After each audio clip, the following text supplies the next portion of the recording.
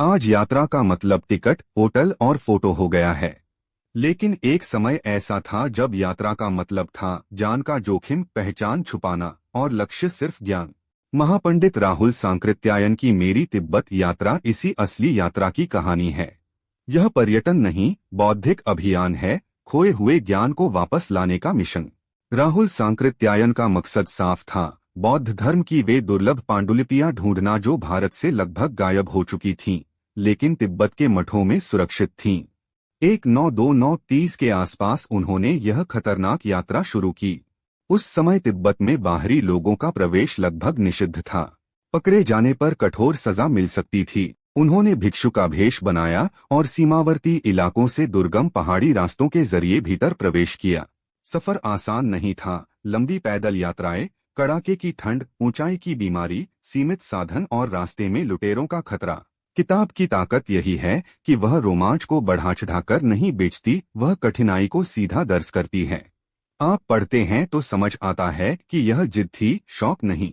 तिब्बत पहुंचकर राहुल जी सिर्फ दर्शक नहीं बने। उन्होंने मठों, पुस्तकालयों और विद्वानों से संपर्क किया। तिब्बती समाज, धार्मिक जीवन, परंपराओं और रोजमर्रा की आदतों का विस्तार से वर्णन किया। जहां उन्हें सादगी और ईमानदारी दिखी, वहां उन्होंने खुलकर सराहना की। जहां कमी दिखी, जैसे स्वच्छता की समस्या, वह भी साफ लिखी।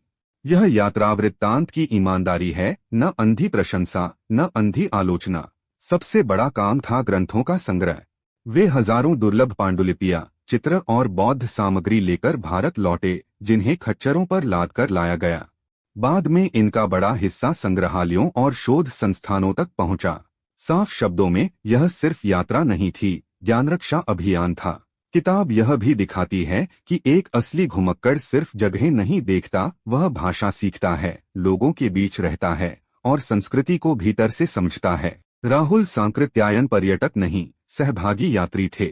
मेरी तिब्बत यात्रा उन लोगों के लिए जरूरी किताब है जिन्हें रोमांच, इतिहास, बौद्ध अध्ययन या गंभीर यात्रा वृत्तांत पसंद हैं। अगर आप सिर्फ सुंदर दृश्य पढ़ना चाहते हैं तो यह किताब भारी लगेगी। अगर आप खोज और जिज्ञासा की असली कीमत समझना चाहते हैं तो यह अनिवार्य है। आपके हिसाब से यात्रा का असली मकसद क्या होना चाहिए, मनोरंजन या ज्ञान? कमेंट में बताइए। वीडियो पसंद आया हो तो लाइक करें, शेयर करें और चैनल को सब्सक्राइब करना न भूलें। मिलते हैं अगले वीडियो में।